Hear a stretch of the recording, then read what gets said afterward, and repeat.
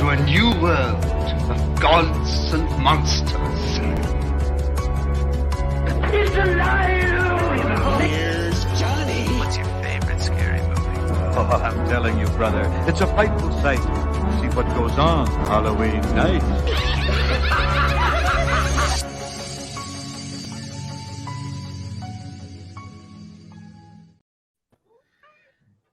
And we're back. Episode 17 of Why We Love Horror. Yeah. John, Melissa, how you doing? Awesome. How about you? It's a week, this week, as opposed to being a great week or like, oh my God, I can't believe we did this week. Mixed bag this week, I would say, here at Yes. We're doing a creature double feature of Cocaine Bear and Killer Crocodile. The fun times are ahead. So I guess let's get straight into Cocaine Bear.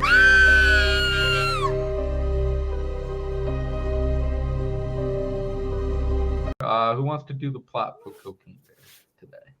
I mean, the title gives it away, but yeah.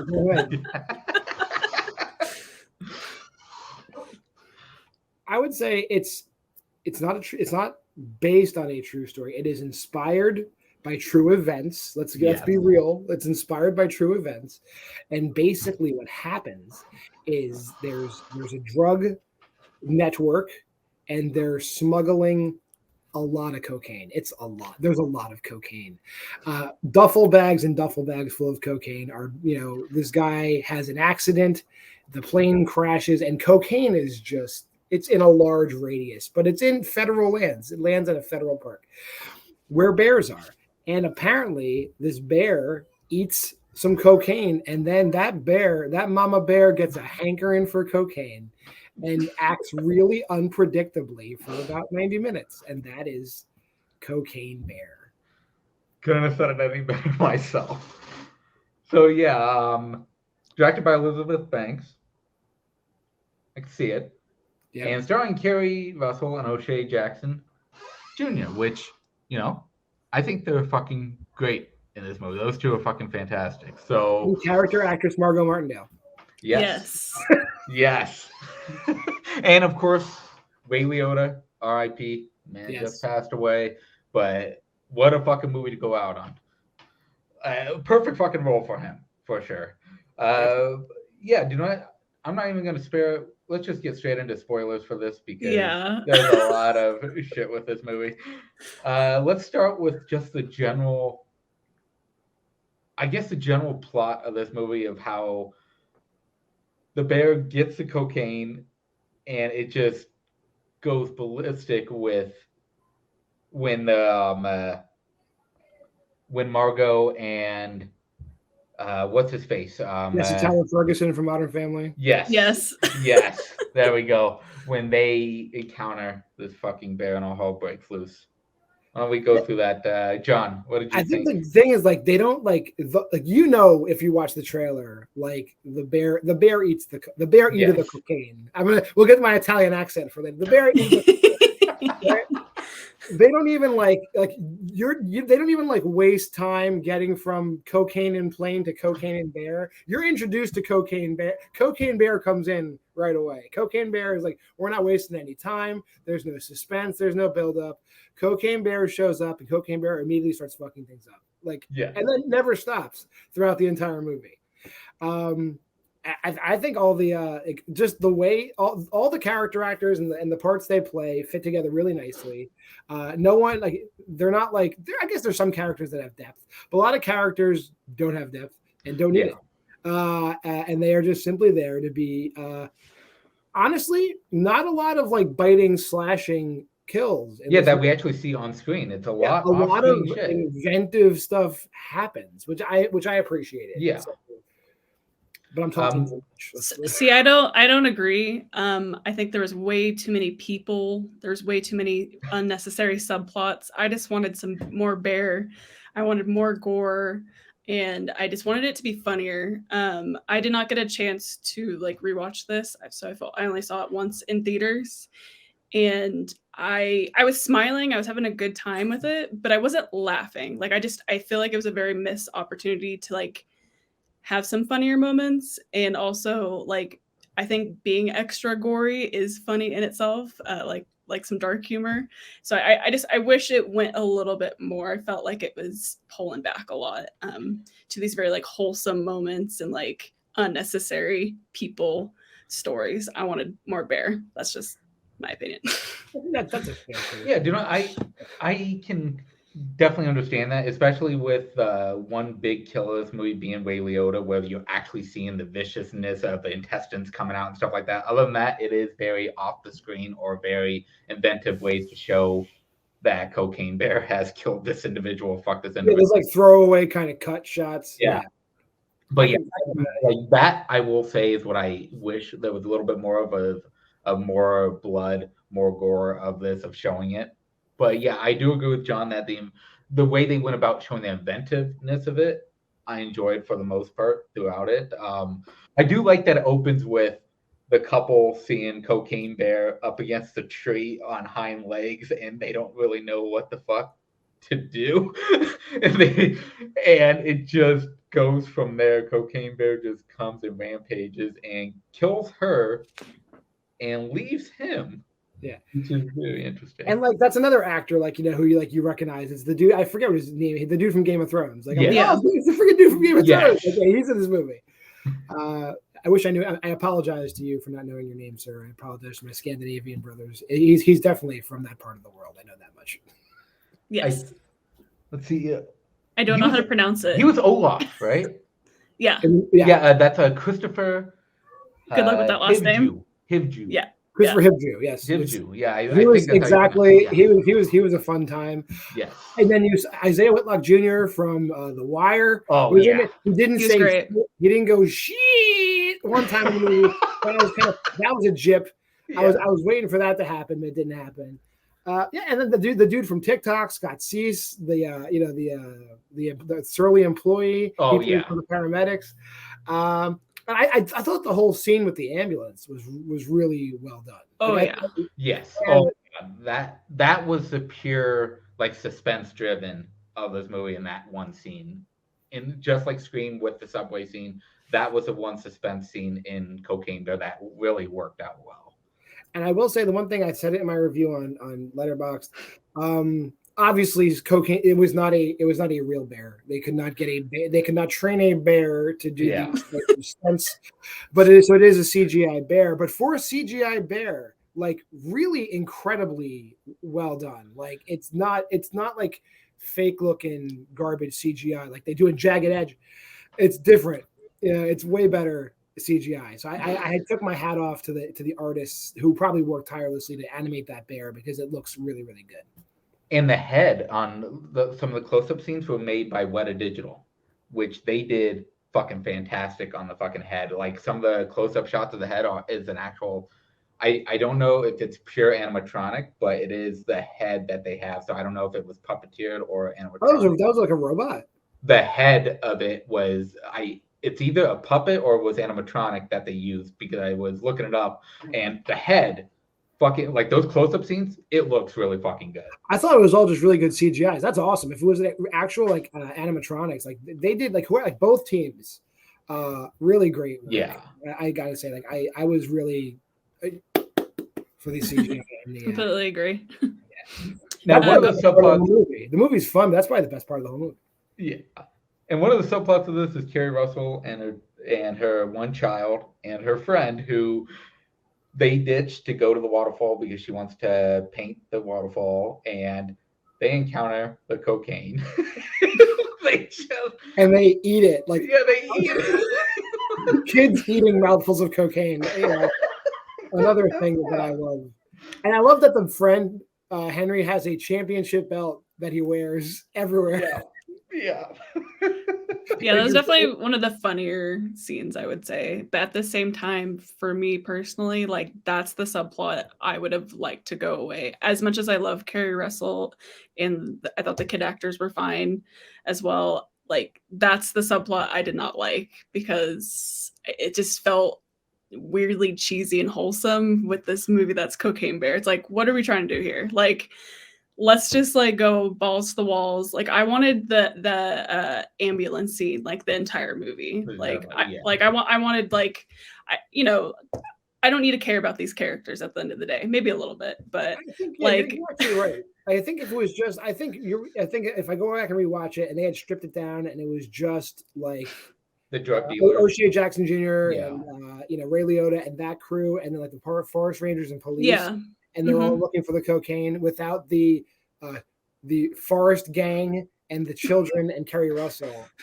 You could put that's probably a much better movie because they do try to cram in a lot of plot twists even in that storyline, like with the one female cop being in on it, and I didn't need the dog. Like lots of things. You're right. I think they could strip away a lot and make a better movie. You're 100% right. Yeah, that plot line for sure is definitely unneeded. Like you take that out, it doesn't really change the movie. For the most part, it doesn't really change the movie at all because the only thing that they really do is they have to go to the cave, and that's where you see the little small cubs. But they could have gotten there with O'Shea Jackson or even Ray Liotta. They could have gotten there from that. So it is like a subplot within that subplot because the dude is the grandfather and then that one guy's the son, and they obviously he doesn't want to be in the family business of drug trafficking anymore. So there's a lot. You're right. There's a lot in here. I mean, sorry, I didn't mean to interrupt you. No, I was just gonna say like I get it. It's like Kerry Russell's the mama bear and Cocaine Bear is the mama bear, but like the Cocaine Bear cared more about the cocaine than like her bears. Like, so I don't know. I wish they kind of just went one way or the other, almost like just Kerry Russell being like a badass, like in the forest trying to save her kids or something. Like just that subplot, or like you were saying, like the Rangers and the drug dealers, like kind of all trying to get the cocaine and find this bear. Now, one scene that did kind of crack me up was the gazebo scene. Isaiah stuck on the fucking roof, and then Cocaine Bear fucking passing out on top of Alden Ehrenreich as Eddie, the son of Ray Liotta, and it's just the insaneness of that scene of him, of Isaiah just going. I think the best line in the movie is in that scene. It's like, this get her off me. It's like, how do you know it's a female? It's like her vagina is on my ear. No, the best scene in the movie is when Margot goes in the stethoscope. That was incredible. That's the best scene. But the other thing, that's probably the best line that when he's on the the stethoscope is good too. Yeah, I loved that. I was like, oh shit. And she also does get a chunk of her ass gets taken out as well by Cocaine Bear, which is fucking hilarious of her running away. Just see the chunk hanging on as she's running. Yeah, I mean the makeup effects also good. When they do like you said, there could be more gore. Like you do want to kind of go over the top. When a movie's promoted this over the top, you probably should go over the top. I don't know what their hang up was, but obviously like when they cut away to the one dude who got his head cut off and he's like in the room, like that was well staged. And then like when the bear gets into the ambulance and snaps off Scott Cease's hand, whatever, like that was lots. Margot Martindale hitting the ground and skidding to a stop. Yes. You're right. They could have. Why not do more? No one who went to see Cocaine Bear would have been turned off by more. I don't think. I think that crowd would have been cool with it. Oh yeah. The more for this movie, more is definitely better, which brings to the ending. The ending of Cocaine Bear getting taken off the cliff of the waterfall and falling down.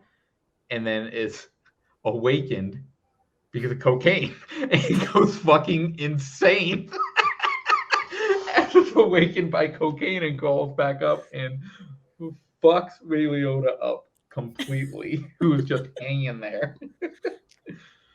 That ending of just those of O'Shea Jackson, Alden Ehrenreich, and Ray Liotta there with Cocaine Bear and the two cubs is fucking fantastic because Kerry Russell and the two kids jump off the cliff into the water and they're just out of the way, and it's just those guys up there.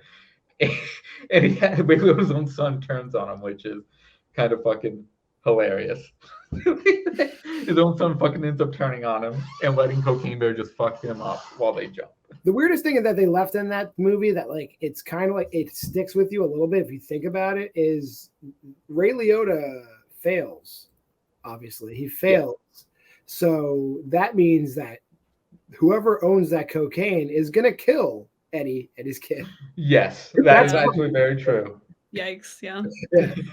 I was gonna say another scene too, really quick, that I absolutely loved. Again, I wanted more of this. Was the I can't remember exactly when it happened, but the bear at some point like does a line of cocaine, like it's very like yeah. I think off of a leg. Is it? Yes. Yeah. Yes. That's what we needed more of is Cocaine Bear actually sniffing the cocaine and just getting fucked up on cocaine the entire time. I'll just say, like, personally for me, when a movie starts with Jane by Jefferson Starship, it puts you in a mood. I'm like, okay. And like, yes, I was in that mood for the entire movie. I don't know if that song has the same effect on you guys, but for me, it reminds me of like, Wet Hot American Summer, obviously. And, if you're a wrestling fan, it's Orange Cassidy's theme song. So puts you in like the mindset for like something awesome's going to happen. Yeah, no, it was a good way to open the film for sure. Now, one person I wanted to touch on, which is a TikTok guy that got famous for doing what is the fucking store that he did it with? It was like Best Buy or Target or one of the other. Yeah, it was something like that. To where his scene as one of the ambulance guys, he was fucking perfect in the like. If they're gonna put him in a movie, that's a fucking perfect role. He did awesome. Like I'm sure he's an actor. I'm sure like he does. I'm sure he's done a bunch of other stuff. It's not like they just took him off TikTok and discovered him. I'm sure he's like done stuff. And usually, I know he's a stand-up, and usually stand-up make decent actors. So I hope he does more. I want to see him do more stuff. Yeah, I'm not familiar with his TikTok work or anything else, but we'll get to those links. You've probably seen you've probably heard it or at least seen it at least one or two. Yeah, he go. It's usually like it'll be stupid questions that customers will ask, and he'll just go off on it, and with the fucking music, behind it. It's very ridiculous stuff, but very funny, very hilarious shit. Yeah, I mean, I think again the ranger cabin and the paramedic scene in like the ambulance, like that whole segment was by far the highlight of the film for me. Yeah. So, Melissa, what would be your favorite kill from Cocaine Bear if you had? I don't know. I'm sorry. I only saw it the one time a few weeks ago, so like I don't remember like distinctly. No, it was probably within that sequence. I just can't remember exactly how everyone dies. John, how about you? It's definitely in that sequence. It's Margot Martindale. When her stretcher gets ejected and she lands on the street face first to a stop. What a horrible way to go. That is the worst way to go. And I'll go with one that we mentioned earlier, which was Ray Liotta. Because just that was the one, like, other than Margot Martindale viciousness, that was the one where they just show fucking everything. And it's well deserved for Ray Liotta, who ends up shooting Isaiah and killing him. So yeah, he fucking deserves what he gets for that, and basically letting this whole thing happen because of him. He deserved the kill, and it was well deserved. The little cubs fucking with him as well were fucking funny. Other than that, is there anything else you guys would like to touch on for Cocaine Bear? I think we described the entire movie. Yeah, we pretty much went over everything. So let's get to the ratings. Let's go, Melissa. What would you rate Cocaine Bear out of 0 to 5 videotapes? So yeah, I saw the movie a few weeks ago on a double date. We had a great time. This lady in front of me was cackling the entire time, which like added to my experience. I like wish I was laughing that hard the whole time, but I was not. I would give it 3. I think overall, it knows what it is for the most part. I do think it was holding back on some more gory kind of moments, and also just overall, I just wish it was funnier. But again, had a great time. I would recommend it. It's a good time to watch with friends, I would say, more than anything. Perfect. And I had an absolutely fun time with this. I enjoyed it. For the most part, I got what I wanted out of it. I do wish there was a little bit more gore and maybe a little bit more humor attached, but I went a 4. I went 4 VHS tapes. I enjoyed what I did. I'll definitely be watching this for sure. It was just a fun time to just have on a random day when you just want to kind of crack up and just enjoy yourself. John, how about you? I'm also at a 4. It is a vibe. Cocaine Bear is a vibe. Like I went in there, I went in there knowing like it's freaking Cocaine Bear, and did it hit all the marks? No, and I think all of Melissa's criticisms are perfectly valid. But it is 100 on the Cocaine Bear spectrum, 4 out of 5. And I probably will be watching it again because when I told my wife that I watched it, she was very angry that I watched it without her. So I'll be watching it. I'll be watching it again. Which brings us over to Killer Crocodile.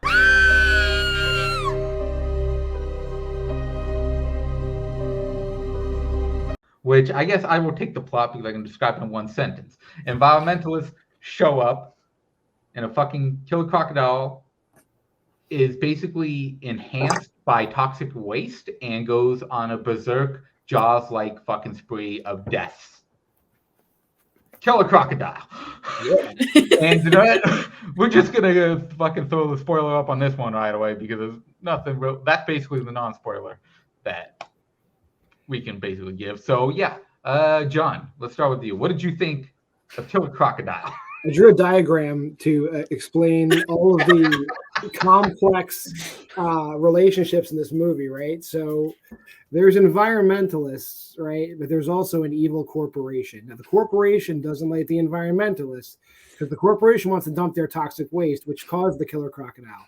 And the environmentalists don't like the corporation because they're polluting the environment. Where are they? I don't really know, but they're somewhere in the world.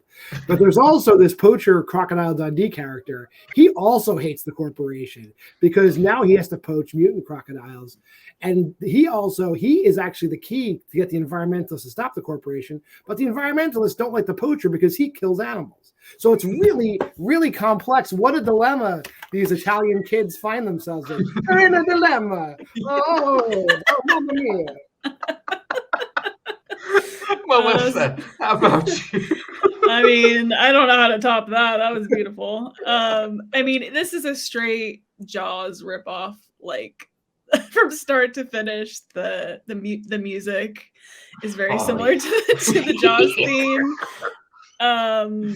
Yeah, I mean, there's not a whole lot to this film. It's the crocodile is killing the environmentalists and other people on this lake ? Or swamp, I guess. It's maybe a more accurate term. Yeah, but there's a lot of issues with this like film, like 1,000%. Like this toxic waste, like that whole scene where like he's in the hazmat suit and then like not a very good hazmat suit either. No, it looks like it's like barely on, and then like they just like grab him with their bare hands. I'm like, what are we doing here? Like, not only that, but then throughout the movie, they're taking their shirts off to jump in the fucking toxic wastewater. They're undressing the entire time to get in the fucking water. Like, what was the point of the hazmat suit? The fact that they find the toxic waste barrels and they're like, let's set up camp. Like, right. Yeah, I mean, all of these characters were pretty unlikable, I would say. Also, some terrible acting, particularly by one of the girls, and I apologize, I don't remember her name, but the one that was like kept pointing a lot. Is that the scientist? No, it's the other girl. Yeah, I just felt like she kept pointing a lot and like just very bad. Also, like, the audio seemed off, so like, was this in like I was a little confused by that. 100% dubbed. Okay, and it's a bad dub. So was it Italian dubbed into Italian and then dubbed into English? Like it is definitely dubbed. I looked it up to make sure it was definitely dubbed over. At least the version I watched on Tubi TV is 100% dubbed, and yeah, it's a very bad, ridiculous dub. But like Melissa said, it's a complete ripoff of Jaws from the opening sequence, which is directly ripped from Jaws, with the exception of the man not passing out. That's the only thing that's different. The man does not pass out. but she gets taken under the water, just like Jaws. The same fucking shot too, of just her hand in the water at the end, going there instead of a whole body. It's just the hand this time. And yeah, the music is straight up ripped. Like this guy just decided to go, hey, do you know what? I really enjoy Jaws. Let's completely take it, but add in a ridiculous puppet crocodile. Like that one sequence in this movie where the crocodile is up on the boat and you see the full like head of it that just looks like a complete shit puppet. Like, goddamn. That, like, I was laughing my ass off this entire movie. Yeah. And it's funny. This is like one of those movies, like it's like Mystery Science Theater territory. yes. And like it's confusing bad. Is like this is the territory of confusing bad. And like I think Melissa was right. It's like, where are they? It's like the natives are clearly like Afro-Caribbean. There's signs in Spanish all over the place. Yet the judge, the sheriff, everybody speaks Italian. You're nowhere. This is not on Earth now. Like there's no place on Earth that I've described. You know, there's palm trees, but the crocodile, I don't know. Yeah. And then you have one of the greatest sequences of the fucking Crocodile Dundee Quint-esque character chucking his hat in the air after he's been fucked up to the guy to just go, you need this for luck. And he just puts the fucking hat to do this thing. Like, what the fuck? And this is after like they shoot the shit the gun whoever was the gun like consultant on this movie doesn't know shit about guns. Like they never reload. They just like, boom, boom, like shotguns. They're not putting shells in it. They're just shooting shotguns over and over and over again. And this guy shoots the crocodile like I don't know, like 15 times, and it's impervious to bullets. Yeah, nothing. What does he do then? He grabs like a stick, jumps off the boat, and starts surfing on the crocodile, and he's stabbing the crocodile, and the crocodile just dives into water, and this guy goes with him. Why? Of course, he survives because he's a Crocodile Dundee dude. That's when he throws his hat. Exactly. Yeah, that was by far the highlight of the film. I literally wrote that down. I was like, him riding him like a paddleboard. Yeah, a paddleboard, exactly. And then we got to bring up the autopsy scene. John, I'll let you take this because I know you got. I would say, I've never acted in a horror movie. I haven't. Surprise, haven't been in a horror movie. However, if I had been alive at some point in the movie, and then there's the scene where they find my dead body, I would make every attempt to hold my breath during the scene. This girl is breathing heavy. She's like Lamaze breathing as a dead body, and I'm like, you couldn't do another take and tell her stop breathing? Like, no, guys, not enough film. We can't do another take. This is good. Trent, we're good. Yeah, it's beyond fucking ridiculous how they do that. Like, it's 100% noticeable. It's fucking coming. And it's another ripoff of the autopsy scene of Jaws. Pretty much up until the dialogue. Melissa, what did you think of the autopsy? It was terrible. Also, like, in regards to like the emotional state of the other character, like they didn't care at all about this girl. Like, no, they leave. Like, yeah, they looked for her for like what, like 2 minutes, and then went, fuck it. She'll be down eventually. Let's just go. They had written her off when her body popped out of the water. And I was like, that was decent, I guess. Yeah. So yeah, just the whole emotional tone of it. I mean, obviously this movie isn't really going for acting chops, but like it's just like they don't seem like distraught. They don't seem scared. Like it's just like it's happening. Just on to the adventure the entire time. Yeah. And then there's the one scene where the dude like has to get a picture of the crocodile, even though it's like midnight, and he has a shitty camera with no flash. He's like, "Let's go!" And he's like jumping on the boat. I'm like, what kind of picture are you gonna get? And then I think like a later scene, doesn't he like throw it at him or something? And then he throws like, the camera at the boat. It's like, okay, what are we doing?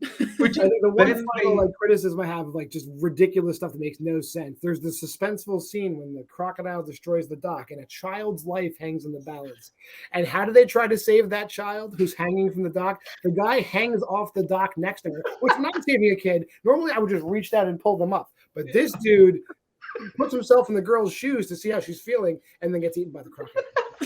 Like, why would you? Like, I understand how people in horror movies make dumb decisions. That's like a whole nother category. Like, save the kid. Yeah. And then we got the scene of the crocodile making the biggest fucking hole in the bottom of this fucking boat, and they try to use like a fucking sweater to plug up the goddamn hole. What the fuck is happening here? They even say the boat's sinking. We have to stop it. They use a fucking sweater to try to stop the goddamn big ass hole. And all the boats, those boats were that boat broke down every 5 minutes. Like, what a piece of crap. Which brings us to we were talking about the ending, but the actual ending of the crocodile getting taken out by a fucking propeller inside like the greatest throw in the wall. Throw like an Olympic javelin throw. To land right in the mouth, and it just sprays everyone. Which one of the greatest shots is a POV shot of inside the crocodile's mouth, right? Just being fucking sprayed. half the budget was all the blood they threw on that guy. That was half the budget. That scene in itself fucking whipped me up half a star because that was so fucking ridiculous of an ending of that. But it was so fucking hilarious. I was going to say one more thing about just another note for me as someone who graduated high school. In the very beginning, when the one girl has her like chemistry set out and like the boat's like going at a full clip, like, hey, watch out with your test tubes. It's like, jerk off, like, you keep the boat straight. I'm doing science here. Like, he's yelling at her. She should be yelling at him. I also really enjoyed the beginning scene with like the two random people and the guy, the song that he wrote, I think, or something. It's like "Kill the Ghetto Blaster" or something. It's like, what? Like, what was that originally supposed to? Like, that's like a bad dub. I feel like what was the actual like title of that? Which then a year later, they made the sequel. So I think they filmed this shit back to back because they filmed it simultaneously. I heard it was like literally like it was like a Sleepaway Camp 2 and 3 situation. And that one, I'm definitely gonna check out to see what the fuck they do with that, and if the dubbing is as bad with that, because damn, yeah. Anything else you guys would like to bring up that we haven't brought up of Killer Crocodile? I mean, I think the through line for these both of these films are they're both moms. Yes. Both of our angry animals were both moms, and I mean, I wish there was cocaine in this one. I think that would have maybe added something. But I don't know. Yeah, that's all I was really gonna add. John, how about you? I don't speak Italian, but in the beginning credits, I noticed that there's like it says like an aversion for the deaf. So just if you are watching this with subtitles, if you're one of our deaf fans, do not worry. Killer Crocodile, there's a deaf version out there for you somewhere. Yes. Just need to go. I don't know how you're going to enjoy it without but you will enjoy it, I guess, because they made a version for you somewhere. Which one thing before we get to the rating is the exact ending, which you see the egg hatch. You see a small ass fucking crocodile. So you know a sequel was fucking coming just off of that, which filming it simultaneously now makes sense. Because now it's probably going to be the Revenge. They're going to do Jaws for Revenge. They're probably going to rip that movie off and do Killer Crocodile. Right on time, too, yeah. So, yes, let's get to the rating. John, what did you rate Killer Crocodile? Talking about it, I feel it was way more enjoyable than watching it. But I gave it 1.5 videotapes. It is like, that's kind of like my standard, like, this movie sucks, but like I'm having fun making fun of it rating. So yeah, everything we said 100% accurate. If you're the type of person, I don't know what you do. Do you like, well, I don't know what type of substances you want to ingest and then watch this movie. Do that. Don't watch it normal. You're not gonna like it. Do you know what? I am with John where I'm gonna give it my standard rating of movies that aren't really good, but they're at least entertaining. But yeah, in an actual group setting, this movie would be fucking amazing to watch in a group setting. I went 3 VHS tapes. That is my 1 star basically for movies is 3 VHS tapes. It's entertaining enough. It is a complete ripoff of Jaws, but the propeller scene in general got it up to a 3. It would have been 2.5 if it wasn't for the goddamn propeller scene.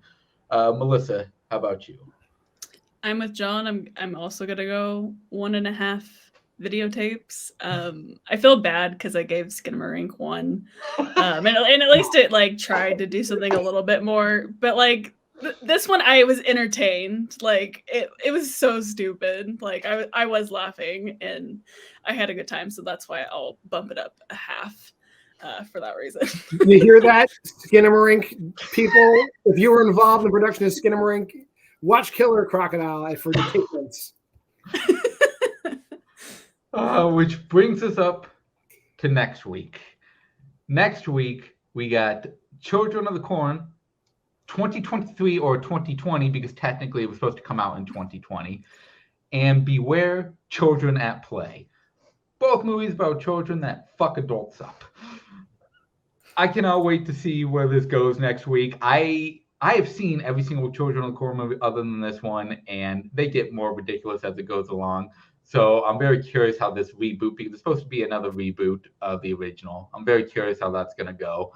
How do you guys feeling about these 2 movies, upcoming movies that we're going to be doing? I love evil children, so let's go. I have evil children, so let's go. With that, we are out of here, people. Thank you very much. We will see you. This comes out Thursday morning, so make sure to check out the set list Thursday night, and then House Party on Friday, which we're going to be doing something different on Friday. So get ready for that. Thank you, everybody. See you next week.